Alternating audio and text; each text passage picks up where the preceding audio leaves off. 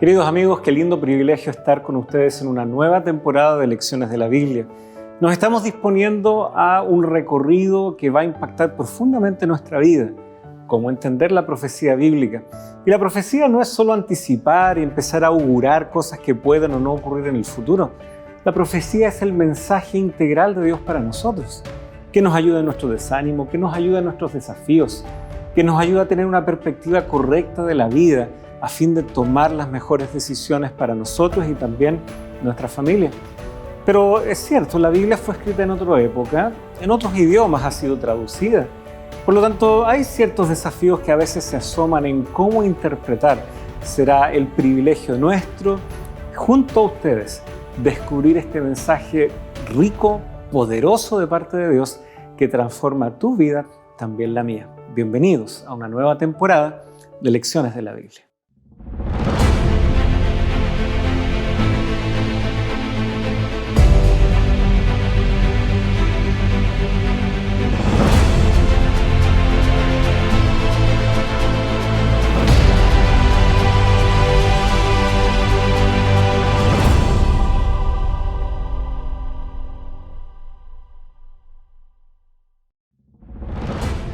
Sino alábese en esto el que se haya de alabar, en entenderme y conocerme, que yo soy el Señor, que actúo con bondad, justicia y rectitud, porque eso me complace, dice el Señor. Jeremías, capítulo 9, versículo 24. Queridos amigos, qué gusto estar junto a ustedes una vez más, comenzando una temporada en donde la temática será muy significativa, porque estaremos apuntando a las bases del mensaje cristiano, a las bases de lo que nos permite comprender y conocer a Dios, porque vamos a estar justamente abordando este tema de cómo estudiar la profecía bíblica. Ahora, habrá muchos conceptos que vamos a tener que ir aclarando, porque inmediatamente como profecía entendemos algunas cosas, no todas del todo correctas, pero bueno, vamos a dejar eso para el desarrollo.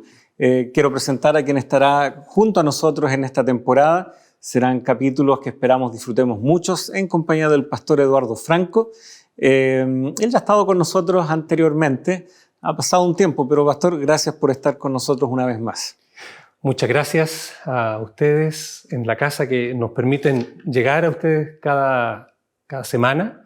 Así es que nos disponemos a estudiar la Biblia. Les animo a que si está en su casa, tome su Biblia semana a semana, la subraye, tome notas porque esperamos que sean muy, muy constructivas para ustedes. Así es. Y bueno, el pastor Eduardo es el decano de la Facultad de Teología aquí en nuestra institución hermana, la Universidad Adventista de Chile. Somos colegas, de hecho, compartimos oficinas, varias reuniones juntos, así que es como trasladarnos de allá para acá junto a ustedes, así que esperamos que ese ambiente familiar, como él mencionaba, esté matizado y enriquecido por el estudio de la palabra de Dios. Como es habitual, vamos a invitarlos a que juntos en oración invitemos a Dios para comenzar nuestro estudio, nuestro diálogo aquí.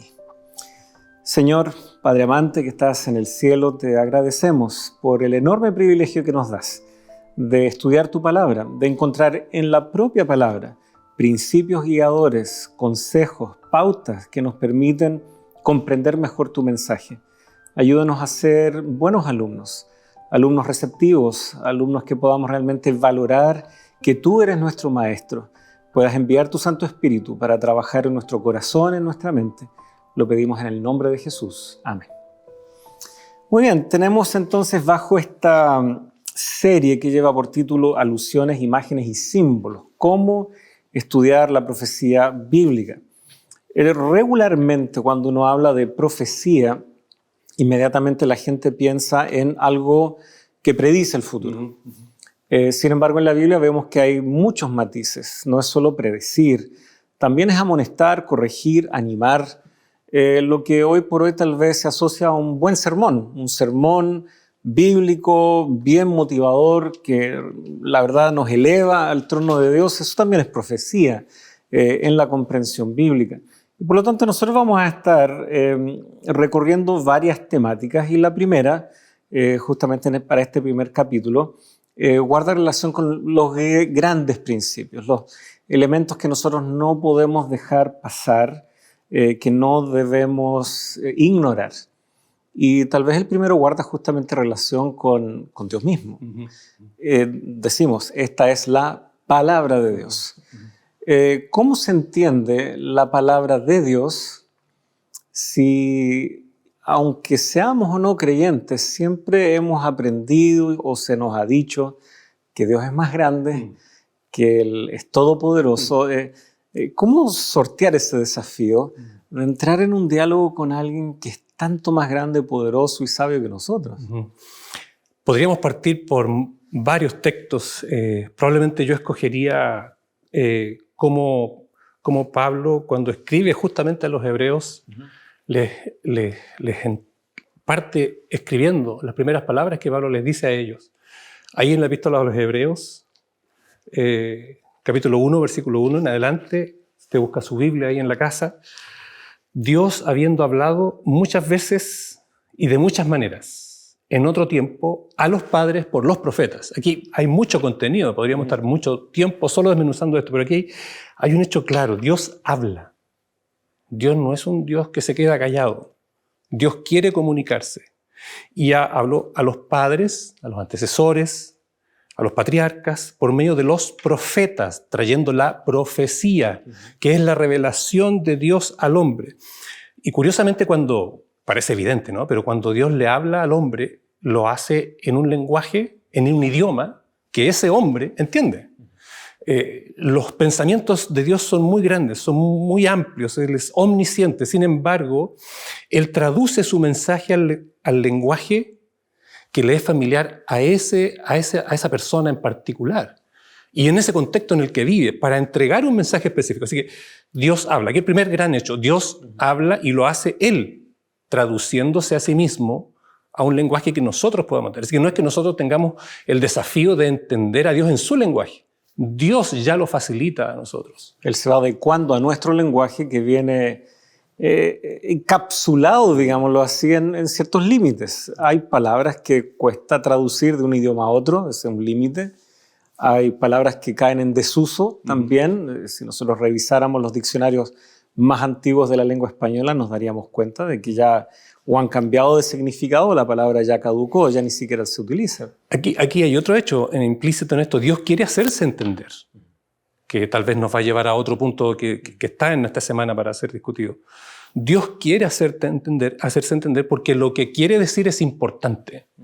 Entonces la pregunta que nosotros nos hacemos es, ¿queremos entenderlo? ¿Haremos el esfuerzo por entenderlo? Porque Él quiere hacerse entender. Tanto es así que Dios mismo tomó la forma de hombre para mostrarse a nosotros. Habló por lo escrito y habló por Jesucristo mismo. Y Jesucristo habló, y está registrado lo que dice. Entonces, el esfuerzo de Dios es enorme para que nosotros lo escuchemos, para que oigamos su mensaje. Y ahí está la pregunta para nosotros, ¿verdad? ¿Haremos el esfuerzo de entenderlo? Hay dos textos que se nos sugieren aquí en la guía de estudios. Quisiera tal vez leerlos y luego comentamos un poco. Uno está en Mateo 24, que es donde Jesucristo, como tú bien decías, en sus propias palabras está dando este sermón profético. Algunos prefieren llamarlo apocalíptico, aunque eso también tiene sus matices que tal vez vamos a ir revisando. Pero lo interesante es una expresión que está aquí, hacia el final del versículo 15, ¿ya? Mateo 24, 15. Por tanto, cuando ustedes vean la abominación de la desolación, de la que habló el profeta Daniel, colocado en el lugar santo, y aquí algunas versiones lo colocan entre paréntesis, tomándose un poco de como lo permite la gramática, pero la expresión es: el que lea, que entienda. O sea, se puede entender. Es cosa de estar atento, revisar la profecía de Daniel, estar atento a su cumplimiento, pero no estaría esa expresión si fuera ininteligible. Entonces, el que lea, entienda. Y finalmente, el otro pasaje que también se nos sugiere es Apocalipsis 1:3. Bienaventurado el que lee, los que oyen las palabras de la profecía y guardan las cosas que están escritas en ella, porque el tiempo está cerca. Como tú bien decías, Dios habla, Dios quiere darse a conocer. Y aquí tenemos un texto que nos dice: pues bien, si están leyendo, por favor, entiendan, porque el salto entre leer y entender es posible.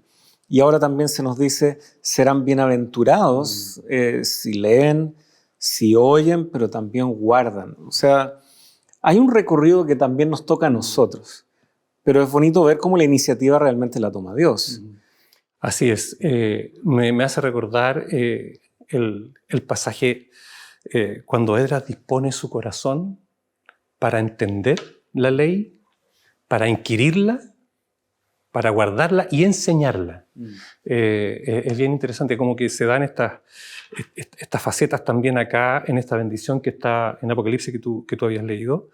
La palabra bienaventurado implica que hay una bendición que no es solo sensorial o momentánea, es una bendición de Dios que va a perdurar en el tiempo. En el contexto del Apocalipsis, en el contexto del tiempo del fin. No es una bendición en el vacío, es una bendición ya que el fin de todas las cosas se acerca y va a ser tiempo de angustia, ¿no? Entonces, hay una bienaventuranza para los que leen, los que oyen, los que guardan. Y bueno, el Apocalipsis contiene más de una bienaventuranza, contiene varias, de alguna manera animando a estos fieles que, claro, están ya viviendo momentos difíciles cuando Juan les escribe de parte de Dios, pero que nos alcanzan también a nosotros, porque así se proyecta el mensaje, desde el tiempo del profeta hasta, ¿no es cierto?, los tiempos que él mismo está anunciando, o a través de lo que él ya le dice a la gente que vivía en su época. Ya el contexto exige también una explicación que nos hace sentido a nosotros. Y el Apocalipsis, por excelencia, es un libro que conjuga muy bien estas cosas. Con respecto a esto de la palabra de Dios, antes de avanzar, yo sé que el tiempo es cruel, con respecto a lo que es palabra de Dios, a mí me gusta mucho mirar que cuando Dios habla, ocurren cosas. Cuando Jesús habla, cuando Jesús dijo, Lázaro, ven fuera, la palabra de Dios fue vida. En el Génesis, Dios dijo, y fue la luz, hubo hierba, hubo vida. Y bueno, Dios habló a los profetas. Lo acabamos de leer en Hebreos. Dios habló. Y los profetas registraron esas palabras. Y cuando leemos la Biblia y queremos entenderla, ahí está también otra vez la palabra de Dios. Entonces la palabra de Dios también es vida para nosotros. Y realmente es así. La palabra de Dios tiene poder para producir una vida espiritual que antes no existía. Entonces, es verdad que hay mucho contenido cognitivo y así es lo principal. El mensaje de Dios tiene un contenido inteligible, pero también tiene un efecto sobrenatural en el alma humana. Y eso hay que permitirlo de alguna manera. Por eso leíamos que Apocalipsis decía no solo leer, sino también oír verdaderamente y ahora guardar. Por lo tanto, también hay algo que tal vez podríamos llamar de actitud. La actitud dispuesta a subyugar, ¿no es cierto?, nuestra voluntad a la voluntad de Dios. Y eso no ocurre automáticamente.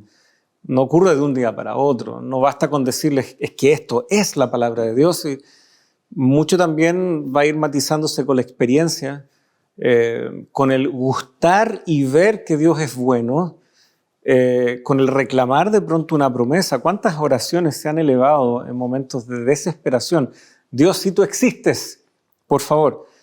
Bueno, muchas veces también la experiencia que ha ido luego fortaleciéndose en el tiempo parte así, una promesa que un amigo, que un familiar, un vecino nos dice, pero prueba a Dios. Y por lo tanto esa actitud va permitiendo que un Dios que quiere hacerse entender, que es comprensible para nosotros, finalmente, como tú decías, vaya entrando en nuestra vida, vaya transformando nuestra vida, pero era necesaria esa actitud, era necesario también colocar nuestra voluntad a su disposición. Es una tarea mancomunada, o como le gustaba decir a nuestro invitado anterior, el pastor Sergio Celes, hay una sinergia aquí, ¿no es cierto? Sí. En donde él trabaja, nosotros trabajamos, y ahí se da entonces esto, que el mensaje no cae en tierra estéril. Ahora, Pablo, como estamos en el primer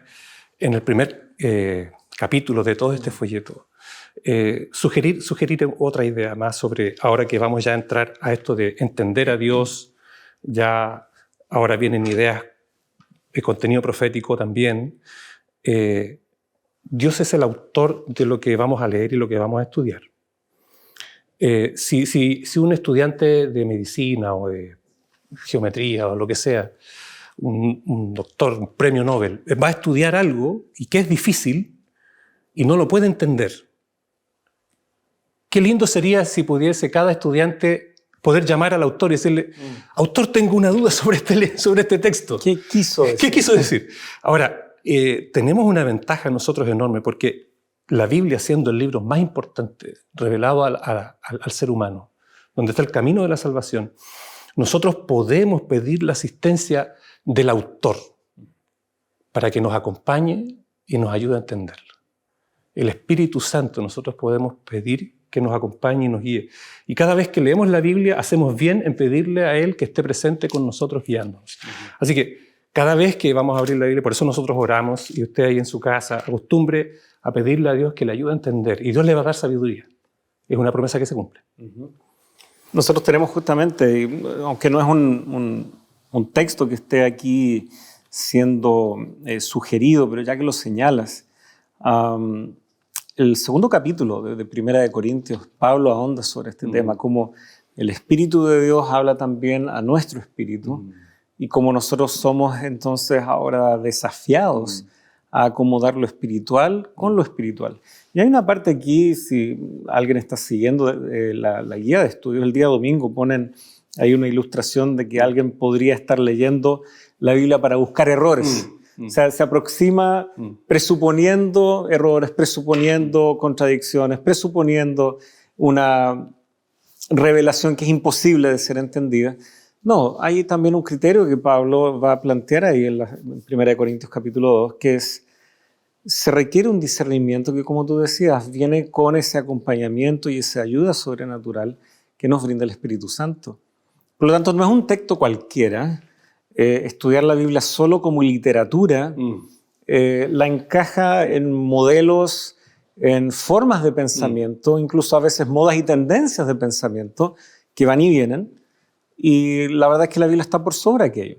Si bien fue escrito en un momento, en el contexto de una cultura, sus principios trascienden y se parte de la base, como tú decías bien al inicio, Dios que está hablando. Dios que ha tomado esa iniciativa de buscar al ser humano y hallar la forma, y esa forma que él halló que era la mejor, fue usar a otro ser humano guiado por él, los profetas. Por lo tanto, ¿cuántas cosas deben converger? Y por eso creo, querido amigo, si usted está ya en el ejercicio, dando sus primeros pasos para estudiar la Biblia, sepa que no es casualidad, no es algo fortuito. Muchas cosas están convergiendo, su decisión, su cambio de actitud, las personas que Dios ha puesto en su camino, Dios mismo con su espíritu. Qué tremendo que todo esto converja ahora, incluso en este mismo ejercicio de dialogar aquí. Queridos amigos, estamos viendo de que el tiempo nos invita a que ya es más prudente hacer una breve pausa y vamos a seguir junto a ustedes en el próximo bloque.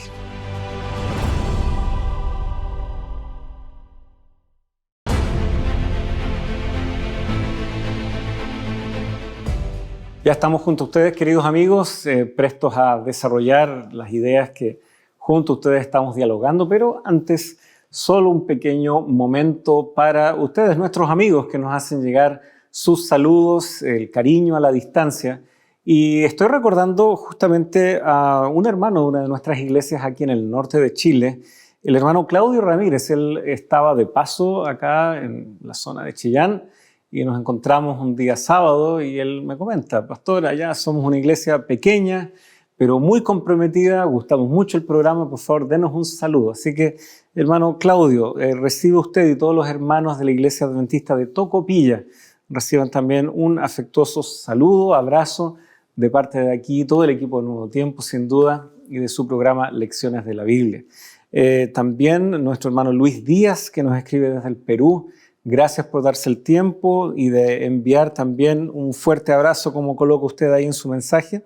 Mariela Dulcey, espero estar pronunciándolo bien, también desde Colombia, San Vicente. Ella también agradece poder escuchar este programa. Muchas gracias a usted. hermana Mariela, como solemos repetirlo, gracias por también seguramente compartir esto con sus amigos y familiares. Carmen Alejo desde Zaragoza, España. Y finalmente también Alejandro Astudillo, que nos agradece por el programa y también nos envía un abrazo desde Quilpué Centro, eso es en Chile. Así que, queridos amigos, gracias. Sabemos que hay otros saludos que también nos llegan desde Estados Unidos y otras regiones del mundo. Por favor, siempre comparta la bendición si usted lo recibe así con sus amigos también. Nosotros estaremos muy felices de saber cómo esta comunidad va creciendo.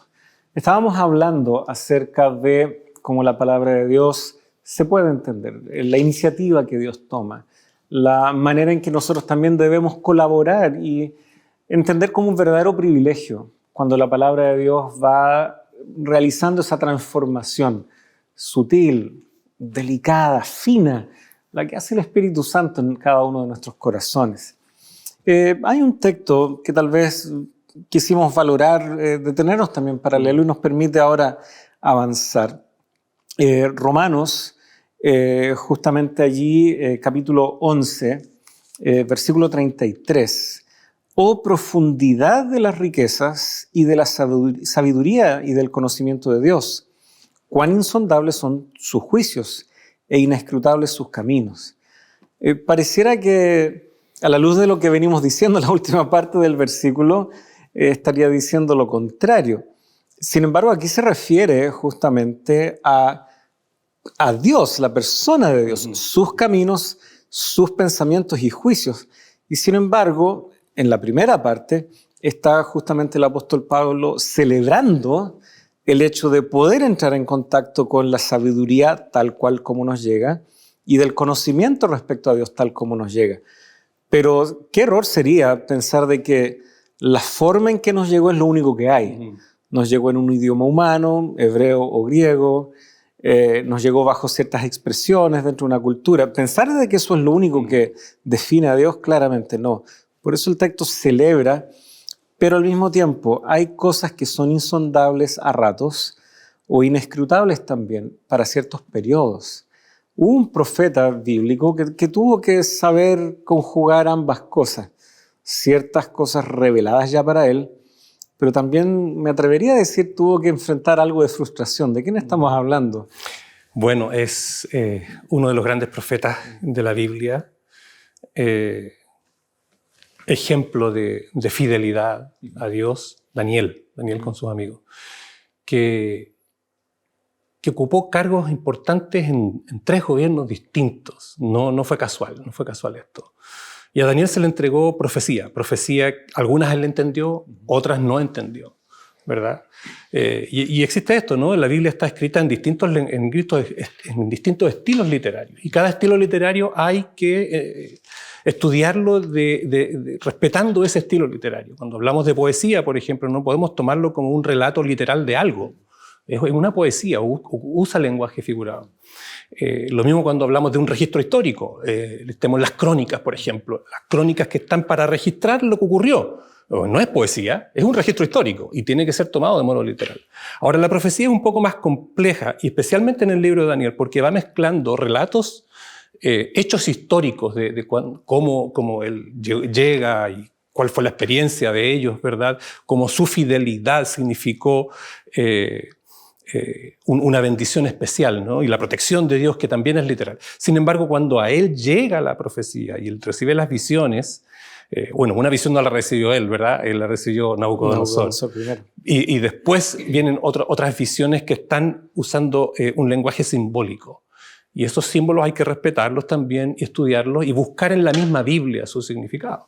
¿Cuál es el patrón que se está dando? Exacto. Y bueno, hacia el final del libro, él recibe una orientación tal vez para que no se angustiara tanto. Daniel sella las palabras de este libro.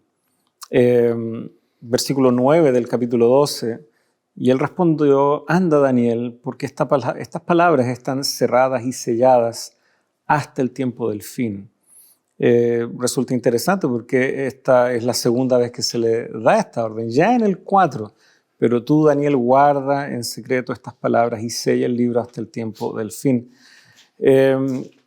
qué tremendo habrá sido para Daniel haber recibido ciertas cosas que incluso el ángel que está ahí acompañándolo en el capítulo 8 le anticipa. No, mira, tal símbolo corresponde a tal cosa y este corresponde a esto otro. Pero ahora llegamos a estas y que le digan, mira Daniel, no te preocupes, no te aflijas, esto no lo vas a entender y aunque te lo explicáramos, es algo tan distante de tu tiempo que va a ocurrir en otros contextos incluso culturales, en otras latitudes del mundo que trascienden aquí la región. Así que tranquilo, guarda estas palabras, transmítelas fielmente, pero en realidad son para el tiempo del fin. Qué tremendo. O sea, nosotros tal vez no estamos acostumbrados a eso en una cultura de todo rápido, comida rápida, etc. Esperar y aguardar ver el cumplimiento de la palabra de Dios, sin duda que a veces pone a prueba nuestra fe, nuestro aguante.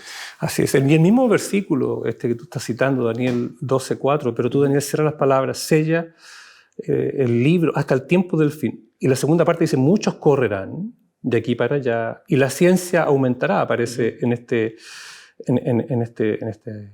esta versión que yo tengo. Ahora, ¿cuándo ocurre el tiempo del fin? Bueno, para Daniel queda bien claro que cuando culminan las profecías de tiempo que a él mismo se le dieron, entonces comienza el tiempo del fin. Es bastante, vamos a ir estudiando esto en el detalle en el transcurso del trimestre, pero ya llegado 1798 con el fin de un ciclo, 1844 con el fin de otro ciclo de profecía, entonces comienza allí a haber una comprensión mayor. El versículo acá, que a veces ha sido mal traducido, ¿no? La ciencia aumentará. Algunos dicen, no, entonces estamos en el tiempo del fin porque la ciencia ha aumentado mucho, el conocimiento tecnológico. Miren ahora cómo están los celulares. No se está refiriendo a eso. En la palabra hebrea allí, la palabra que se usa allí como ciencia da'at, significa literalmente conocimiento, pero un conocimiento referido a aquello que iba a estar sellado. Ahora no lo puedes conocer, ahora no lo puedes comprender, pero cuando sea el tiempo del fin, aumentará el conocimiento de esta propia profecía.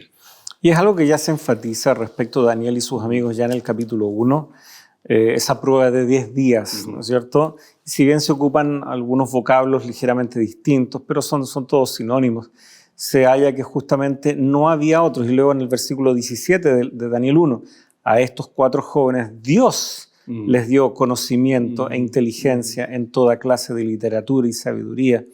Y Daniel dice, entendía toda clase de visiones y sueños. Se refiere a eso. Ya el capítulo 1 de Daniel traza qué debemos entender por conocimiento, por inteligencia, sabiduría.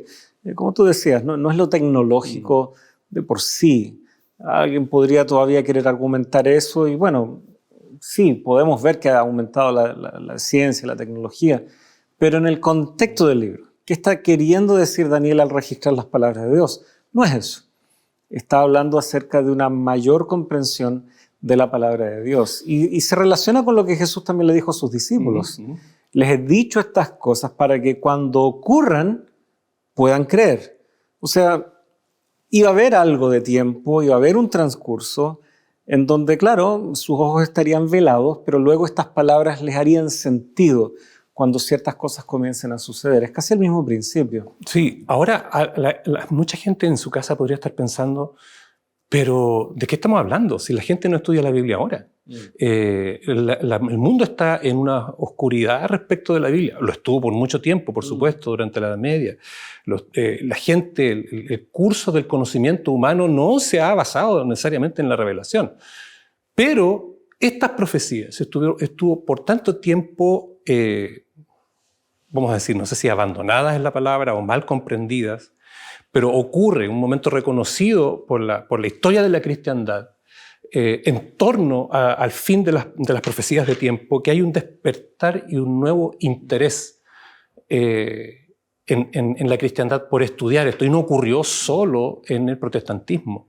También hubo autores católicos como Lacunza y otros que llamaron la atención sobre estas profecías y se produjo un despertar en el estudio de la profecía de Daniel, del estudio de Apocalipsis, hubo un movimiento, gracias a Miller, ¿verdad?, de mirar el pronto retorno de nuestro Señor Jesucristo, la preparación para aquello.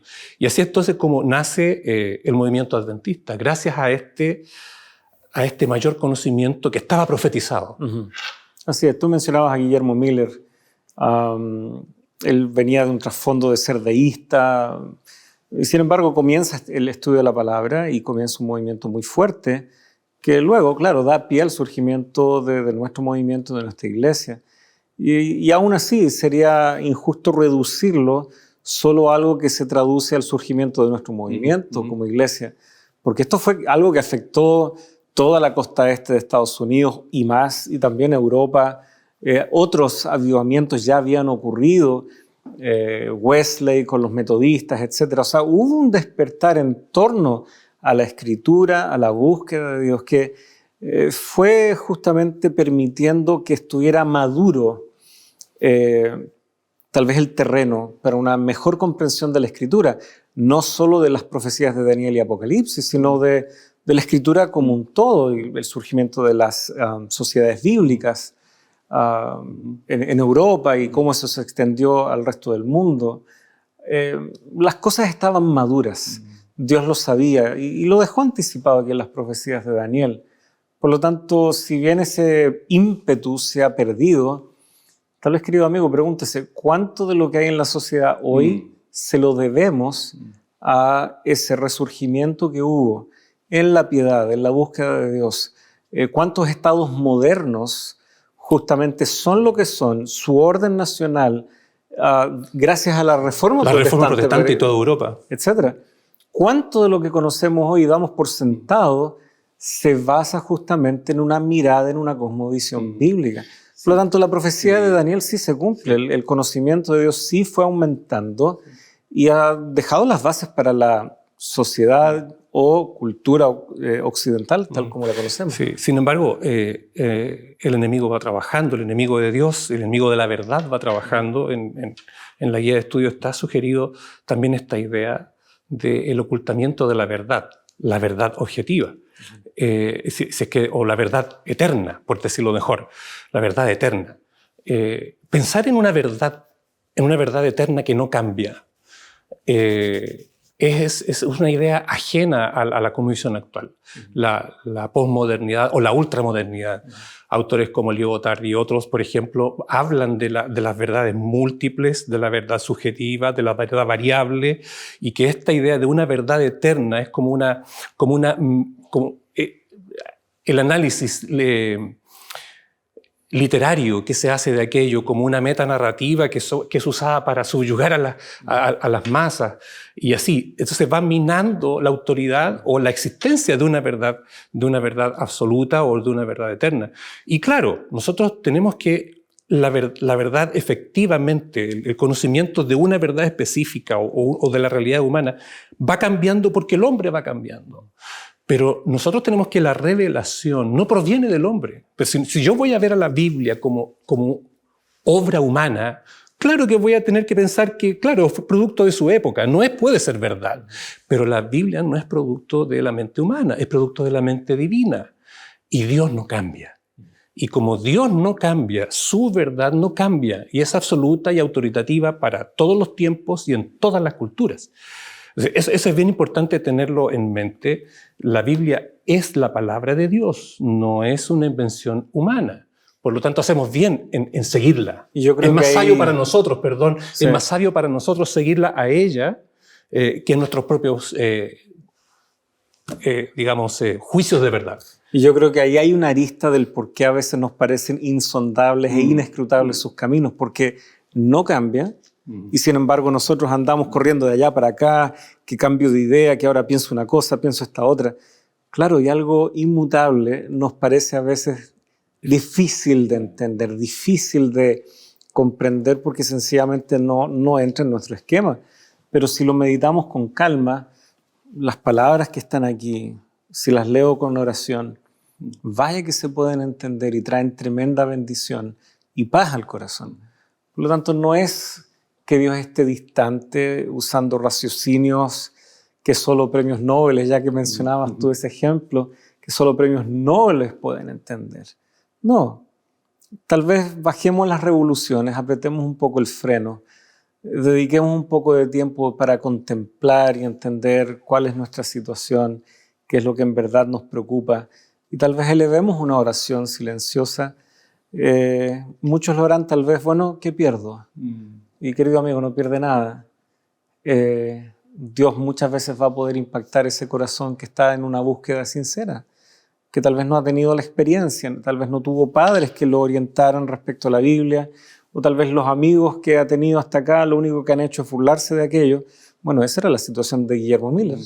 Ese era su entorno de amistades y sin embargo sus inquietudes en el corazón pudieron más. Se propuso estudiar la Biblia y bueno, llegó a estas grandes verdades que aún teniendo que ser ajustadas después con los movimientos religiosos sucesivos, resultaron ser de tremenda bendición.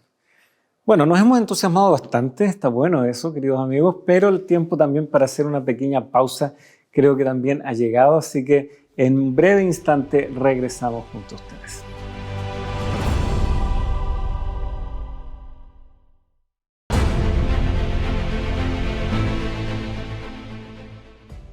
Queridos amigos, es un gusto poder encontrarnos una vez más en tu programa Lecciones de la Biblia. Creo que todos alguna vez hemos sentido un cansancio, un agotamiento, ¿cierto?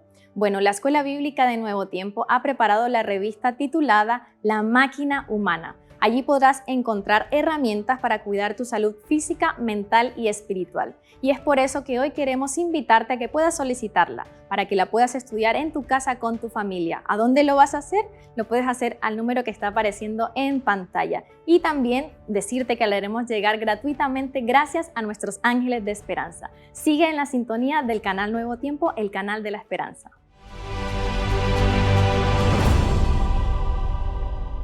Ya estamos junto a ustedes, queridos amigos, dispuestos también a ir cerrando algunas ideas. Estos bloques han pasado muy rápido, lamentablemente. Hemos sentido que el tiempo verdaderamente vuela. Hay un pasaje que nos aproxima también a cuál es la mejor metodología, tal vez, cuál es una herramienta pedagógica que no podemos pasar por alto si es que queremos entender correctamente la Escritura. Y bueno, yo sé que este es un tema que te apasiona, así que yo solo voy a leer el versículo y ahí te voy a dejar el tiempo. Lucas 24, ¿ya? Lucas 24, versículo 27. Este es Jesús. Lucas está describiendo lo que hizo Jesús con estos discípulos desanimados que iban camino de Emaús, no entendiendo lo que había pasado ahí ese fin de semana en la cruz.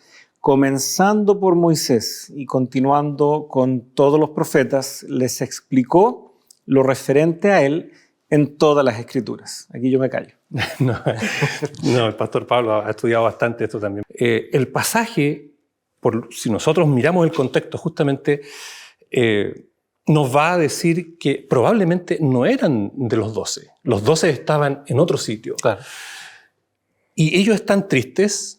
Jesús se acerca a ellos y es bien interesante que no va derechamente a decirle, oye, ustedes no entendieron nada, mire esto. No, Él camina con ellos y les pregunta. Escucha un buen tiempo sus inquietudes. ¿De qué están hablando? Y los escucha. Les deja que hablen de su experiencia. Cuando ellos le hablan de su experiencia, lo tristes que están, la esperanza que tenían, entonces allí ahora él les comienza a hablar, les comienza a abrir la Biblia. Y aquí está el texto que nosotros acabamos de leer, el versículo 27. Y comenzando de Moisés, siguiendo por los profetas, les declaraba todo lo que en las Escrituras decían acerca de él. Entonces, aquí hay un principio hermenéutico primero, les abre la Escritura, todas las Escrituras, un barrido bíblico de lo que la Biblia dice de Él mismo, de Cristo, y les explica la esperanza, les explica que todo esto tenía que ocurrir, les explica, me imagino que citó Isaías 53, el sufrimiento del siervo sufriente, Partió tal vez con Deuteronomio 18, un profeta en medio de ustedes. La experiencia de Abraham y el sacrificio. Y le explica cómo toda la Escritura tiene sentido.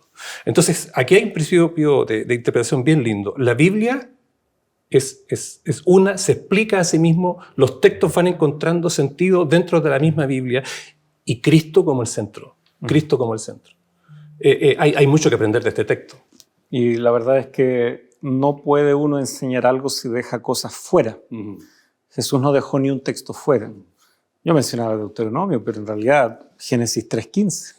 Claro. Primero, y así. Ni un texto creo que quedó fuera. ¿Cómo habrá sido este diálogo mientras ellos caminaban a casa? Al punto de que quedaron sintiendo de que no correspondía dejar pasar a este invitado. Lo invitan a quedarse. Y en ese momento, cuando Jesús, compartiendo con ellos, parte el pan, ora, ahí ellos se dan cuenta que con quien habían estado conversando, quien les había abierto el entendimiento, era Jesús mismo. Y me parece que esa es la dinámica que ocurre también ahora con la Escritura.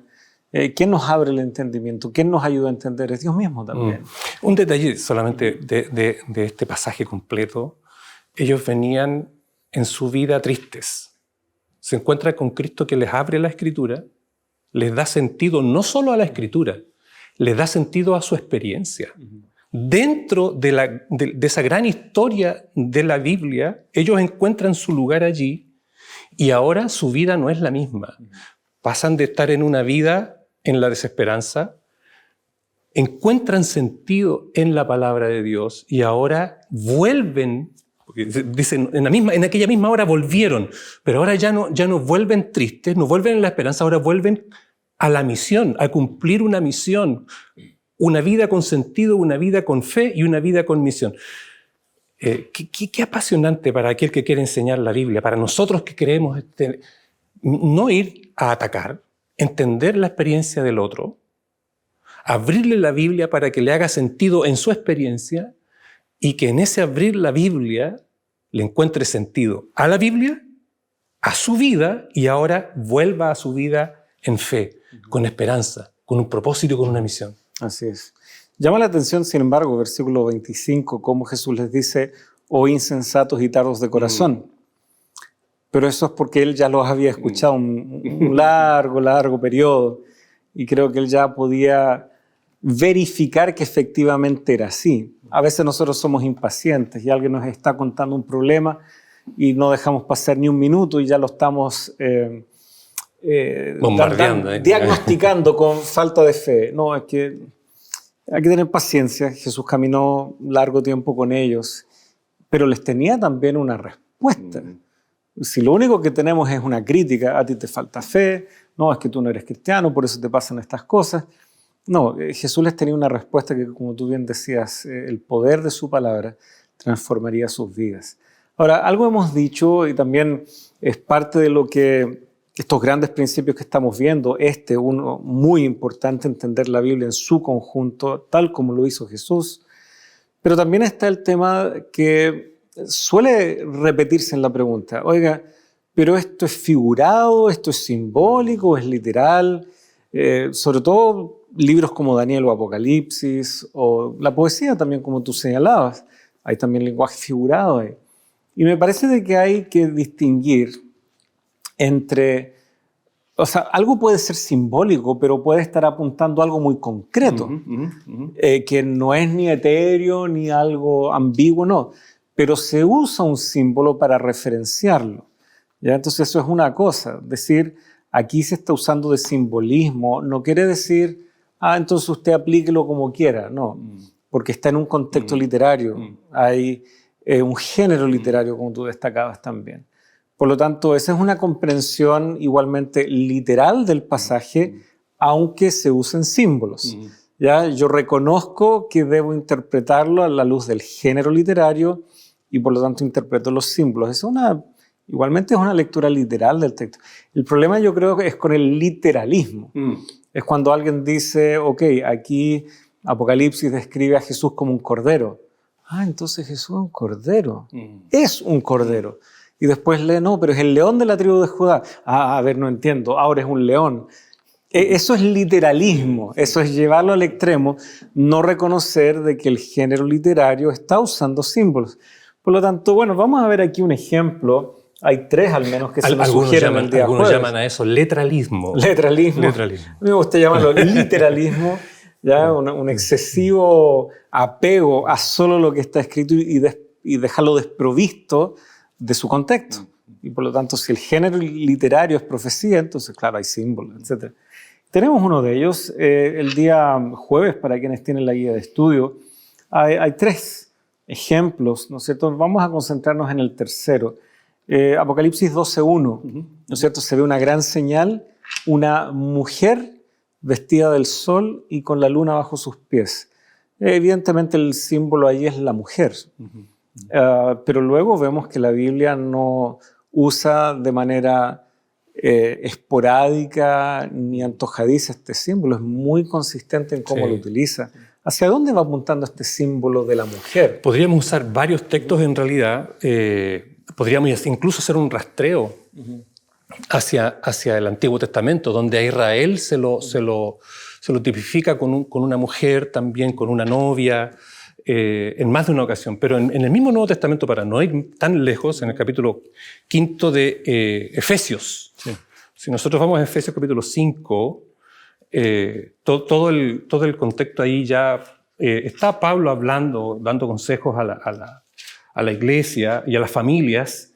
El versículo 22 en adelante empieza a hablar a las damas. Las casadas estén sujetas a sus propios, ¿cierto? Y comienza desde ya a hacer un paralelo, porque el marido es casado a la mujer, así como Cristo es la cabeza de la iglesia. Y ya estableciendo un paralelo entre la mujer, la esposa, con el esposo, que es el que, entre paréntesis, también Jesucristo lo usó en la parábola, ¿cierto?, de las 10 vírgenes. También todas durmieron, el novio que él es y que vuelve, ¿verdad?, y que viene a las bodas. Pero aquí otra vez avanza el mismo Pablo, ¿cierto?, haciendo varias veces este nexo, pero ya en el versículo 31, concluyendo esta sección, dice: por esto dejará el hombre su padre y su madre, se unirá a su mujer, y los dos serán una sola carne. Grande es este misterio, mas yo os digo esto respecto de Cristo y de la iglesia. Pablo ya no quiere que quede ninguna duda. Estoy diciendo esto de la unidad, de la unidad que debe existir entre hombre y mujer, pero también yo mismo lo estoy diciendo de Cristo y él mismo está aplicando un texto. Él está explicando la analogía. Exactamente, que él está usando. No deja lugar a dudas. No deja ambigüedad. Y vamos viendo, como tú decías, el Antiguo Testamento ya trabaja esto. De hecho, vamos a ver en capítulos sucesivos como esto es muy patente, lo vamos a ver con más calma. Por lo tanto, el símbolo.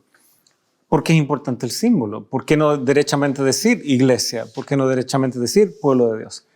El símbolo tiene algo que tal vez expresar,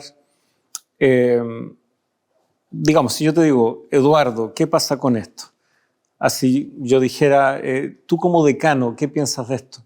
Decir decano es algo que, independiente de quién esté, se entiende de que hay ciertas funciones, tareas, confianza también, cierto grado de autoridad que también se le confiere dentro de un organigrama. Por lo tanto, en vez de decir Eduardo y decir decano, hay implícito, hay una carga semántica. Se transmite algo que es un poco más rico en el contexto que solo decir Eduardo. Lo mismo pasa con los símbolos. ¿Qué pasa si león de la tribu de Judá, inmolado como cordero, a yo simplemente decir Jesús que murió en la cruz? Al decir Jesús que murió en la cruz, solamente apelo a ese momento. Pero si apunto a Cordero, y como lo vamos a ver en capítulos sucesivos, vemos que se me abre la mente a toda una idea que transmite toda la Escritura. Y lo mismo León de la tribu de Judá. Hay una conexión con el pueblo, transmite cercanía con su pueblo también, porque aunque es Dios hecho hombre, es el león de la tribu de Judá, por lo tanto transmite una riqueza respecto a lo íntimamente unido que él está con el pueblo, etc. Entonces vamos viendo de que el simbolismo tiene una riqueza, el símbolo puede ser reutilizado. Ya tenemos ahí, por ejemplo, a Faraón, en el Antiguo Testamento se refieren a él como ese dragón que está al lado del río, pero vamos a ver de que ahora otros enemigos del pueblo de Dios también son dragones, que las amenazas también vienen muchas veces desde el río, y por lo tanto, claro, lo que comienza con Faraón como que se va repitiendo en la historia con otros personajes, y vamos a descubrir después de que en el propio Apocalipsis como que hay un retorno a esta idea de Egipto como archienemigo, también juega un rol. Por lo tanto, el simbolismo ahí es mucho más rico que solamente decir Faraón. No, es ese dragón que está al lado del río, claro, etc. Sí. Pasa, por ejemplo, con el símbolo que también está en Apocalipsis, que lo vamos a estudiar, el desierto. El desierto, la mujer huye al desierto. ¿Qué símbolo tan rico en la palabra de Dios es el desierto? El desierto donde se preparó Moisés. El desierto donde Israel experimentó la presencia de Dios y se preparó para la conquista de la tierra prometida. Está en el desierto y ahora va a la conquista prometida. Y es en el desierto que se constituyeron como pueblo. En el desierto porque en Egipto eran esclavos, desgregados, no podían tener. Y ahora la mujer huye del desierto, se constituye un pueblo a la expectativa otra vez de la tierra prometida. El desierto donde Jesús fue a prepararse también para su ministerio. Y así, hay varios símbolos en el Apocalipsis que vamos a ver: la mujer, el desierto, las aguas, que vamos a ir estudiando y que hacemos bien. Usted puede en la casa mirar, para ir mirando estas figuras, ¿no? Una concordancia. Hay una concordancia, mirar todas las veces que aparece un texto, un término. Ahora, si usted dispone de algunos recursos, algún diccionario bíblico, hay diccionarios bíblicos que también están en línea disponibles. Ir ocupando estas herramientas, ir orando al Señor, ir estudiando la palabra de Dios, de verdad. Yo quisiera, Pastor Pablo, cerrar aquí con una idea, si me permite. Que Dios habló y habló por los profetas, y tenemos aquí en Apocalipsis, en Daniel, profecía. Y Dios la dio para su pueblo justamente para el tiempo del fin. Toda la Biblia es relevante para nosotros, toda completa. Pero en especial la profecía. Ahora, si Dios habló, ¿vamos a tomarlo en serio? Si Dios habló, ¿vamos a oírlo? Entonces, la invitación es para ustedes ahí en la casa también, a disponerse a leer la Biblia, a leer la profecía, con un espíritu de oración, disponerse a estudiar esto que puede ser incomprensible, pero es inteligible, porque Dios lo reveló para que lo estudiáramos. Y hay una bendición para todo aquel que lo estudia y quiere entenderlo.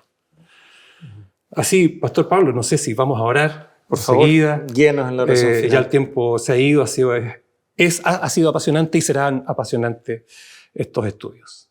Vamos a orar. Amoroso Padre Celestial, gracias por tu palabra. Gracias por haberte revelado a nosotros y porque podemos tener vida en tu palabra. Y al ir estudiando este trimestre las profecías de la Biblia, herramientas para poder entenderlas mejor, rogamos la dirección de tu Espíritu.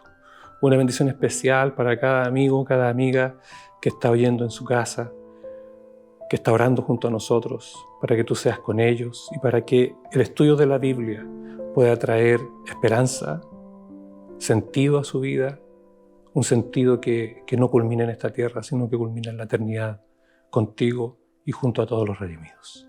Bendíceles a ellos, lo rogamos en el nombre de Jesús. Amén. Muchas gracias, Pastor Eduardo. Gracias, queridos amigos. Ha sido, ¿no es cierto?, muy fascinante ver cómo el tiempo vuela bloque tras bloque. Y ya hemos terminado el primer capítulo. Queremos extender entonces la invitación para el próximo capítulo, en Lecciones de la Biblia.